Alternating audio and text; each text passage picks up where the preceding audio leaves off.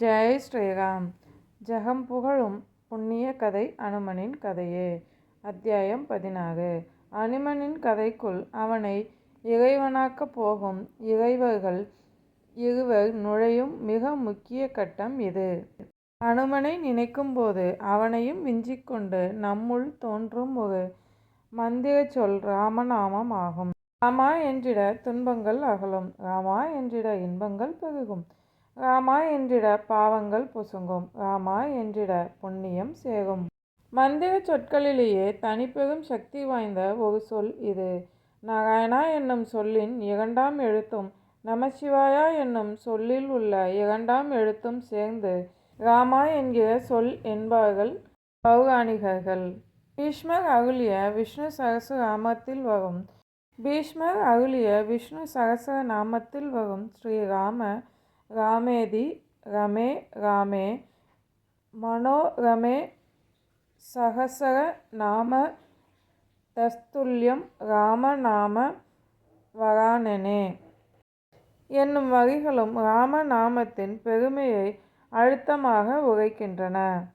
கைலையில் பார்வதி தேவியே ஒரு நாள் பரமனிடம் உலகில் உள்ளோரை உய்விக்கும் மந்திர சொல் எது சுவாமி, அது தங்கள் நாமமா என்று கேட்டபோது, எனது நாமம் அழிக்க வேண்டியதை எல்லாம் அழிப்பது ஆகும், ராமநாமமே கொடுத்து காப்பாற்றும் என்றாராம். அப்படிப்பட்ட நாமமுடைய இந்த ராமதேவனே லக்ஷ்மணனுடன் ரிஷ்யமுக பர்வதம் நோக்கி வந்தபடி இருக்கிறான். முகத்திலே துக்க ரேகைகள். இறைவனுக்கே கவலையா என்று கேட்டுவிட கூடாது.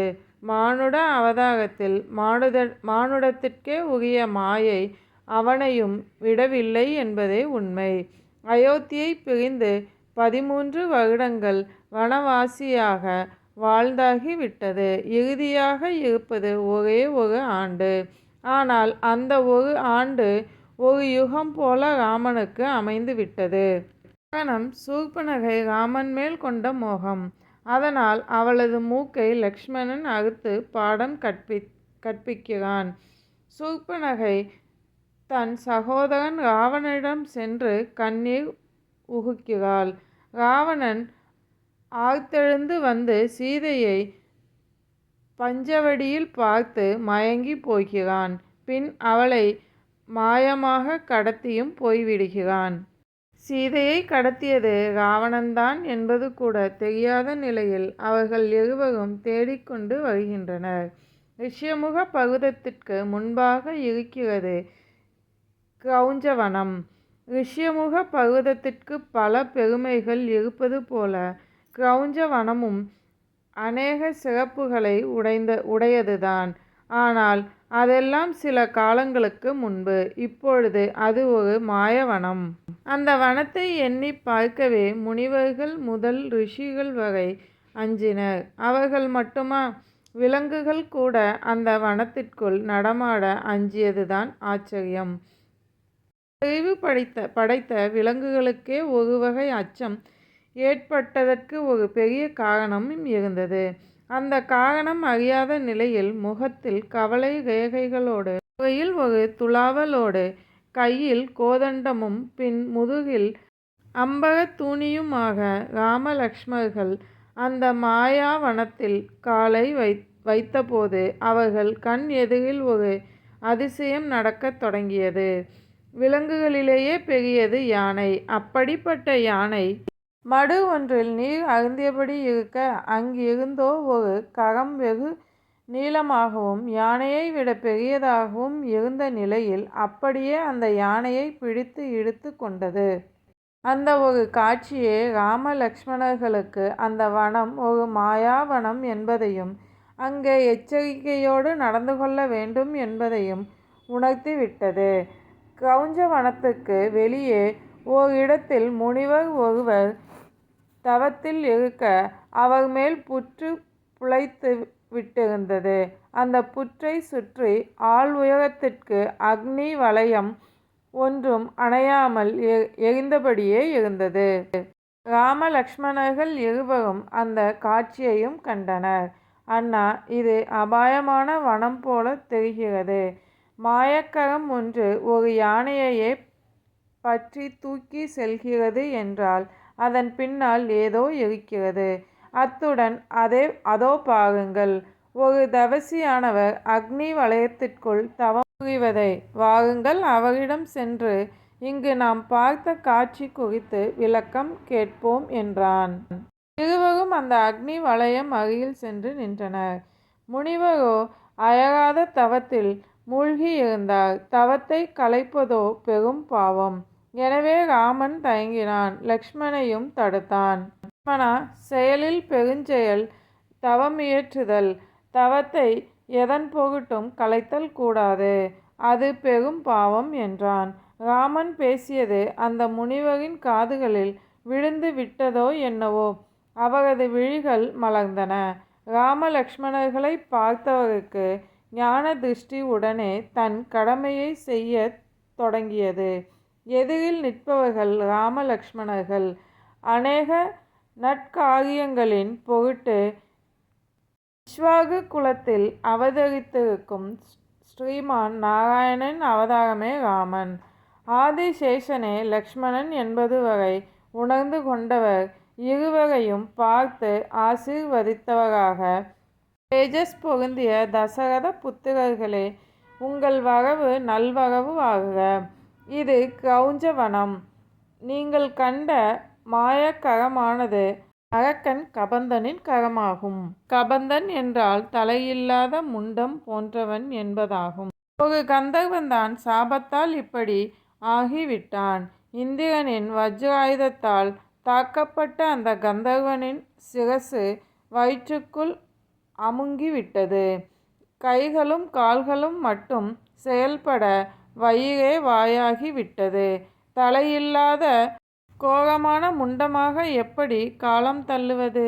கந்தர்வனை தண்டித்த இந்திரனே அவனுக்கு உணவு கிடைக்க போதாக கபந்தனின் கைகள் எவ்வளவு நீளமாக வேண்டுமானாலும் வளர கடவது என்கிற வார்த்தையும் அளித்தான். அப்படி பெற்ற வரத்தின் பலத்தால்தான் கபந்தனும் தான் படுத்து கிடக்கும் இடத்தில் இருந்தபடியே கைகளை நீட்டி மிருகங்களை பிடித்து விழுங்கி தனது பசியையும் ஆற்றிக் கொள்கிறான். அவனது கையில் நான் அகப்பட்டு விடக்கூடாது என்றே என்னை சுற்றி நெருப்பு வளையம் எரிந்தபடி உள்ளது. அவன் கைகளை எங்கள் யாராலும் வெட்ட முடியவில்லை. உங்களை பார்த்தால் மாவீரர்களாக மட்டுமல்ல, மகா சிரேஷ்டர்களாகவும் தெரிகிறது. உங்களால் இந்த கபந்தனின் கைகள் இரண்டையும் வெட்ட முடியுமா என்று கேட்டார். ராமன் அதன் பொருட்டு அவருக்கு வார்த்தைகளை தேடவில்லை. மாறாக தயாரா லக்ஷ்மணா என்கிற மாதிரி லக்ஷ்மணனை பார்த்தான். லக்ஷ்மணன் சீற்றத்துக்கு பேர் போனவன். எனவே நொடி கூட தாமதிக்கவில்லை. வாளை வெளியே எடுத்து சுழற்றவே தொடங்கிவிட்டான். இருவரும் முனிவரை வணங்கிவிட்டு கபந்தன் கிடக்கும் இடம் நோக்கி நடக்கத் தொடங்கினர். ஆனாலும் கபந்தனின் கைகள் இரண்டும் அவ்வளவு சுலபத்தில் வசப்படவில்லை. மாறாக அவர்கள் இருவரையுமே பிடித்து விழுங்க பார்த்தன. அந்த கைகள் தாண்டி குதித்தும் வில்லால் அடித்தும் அந்த இரண்டு கரங்களையும் செயலிழக்க செய்துவிட்டு இறுதியாக இரண்டு கரங்களையும் வெட்டிய பிறகே கபந்தனின் போராட்டத்திற்கு ஒரு முடிவு வந்தது. உயிரும் வாயுமாக உள்ள அவன் கைகள் வெட்டப்பட்ட நிலையில் மிகுந்த வலியுடன் அலற ஆரம்பித்தான். சத்தம் கேட்டு நெருங்கி வந்து பார்த்த ராம லக்ஷ்மணர்களுக்கு பெரிதும் வியப்பாக இருந்தது. காரணம் கபந்தனின் மாயத் தோற்றம். நடுநடுவே வலியை பொறுக்க முடியாத அலறல். இதற்கு நடுவிலும் ராம லக்ஷ்மணர்களை பார்த்துவிட்ட கபந்தன், யோக குமாரர்களே, வணங்குகிறேன். ஒரு சாபத்தால் இப்படி ஆகிவிட்ட என்னை பற்றி முனிவர் பிரான் விளக்கமாய் எடுத்து சொல்லி இருப்பார் என்று நம்புகிறேன். அருள் கூர்ந்து எனது உடலை சிதையில் இடுங்கள். நீங்கள் அப்படி செய்தாலே எனக்கு சாப விமோச்சனம் என்றான். ராம லக்ஷ்மணர்கள் இருவரும் ஒரு வினாடி கூட தாமதிக்காமல் கபந்தனின் உயிர் துடிக்கும் கோர உடம்பின் மேல் கட்டைகளை அடுக்கி அதற்கு தீயிடவும் செய்தனர். கபந்தன் உடம்பு பற்றி எரிய ஆரம்பித்தது. அடுத்த சில நொடிகளிலேயே கபந்தனுக்கு அவனது உண்மையான தேகம் கிடைத்து சிதை நெருப்புக்கு மேலேயே ராம லக்ஷ்மணர்களுக்கு காட்சி தந்தவன். யோக குமாரர்களே, உங்களுக்கு நான் எப்படி நன்றி சொல்வேன்? என் சாபத்தில் இருந்து எனக்கு விமோச்சனம் அளித்த உங்களுக்கு நான் ஏதாவது செய்தே தீர வேண்டும். என்ன வேண்டும் என்று கேளுங்கள் என்றான். ராமபிரான் எதுவும் வேண்டாம் என்பது போல புன்னகை பூத்தான். லக்ஷ்மணனோ, நீ நாங்கள் எதை கேட்டாலும் தந்து விடக்கூடியவனா என்ன என்று திரும்பி கேட்டான். நீங்கள் கேட்பதை பொறுத்தது என்றான் கபந்தனும். இருப்பினும் வாய் பேசாத அமெரிக்கையான ராமனின் மேல் ஒரு இனம் காணாத அன்பானது பெருக ஆரம்பித்தது. லக்ஷ்மணன் விடவில்லை.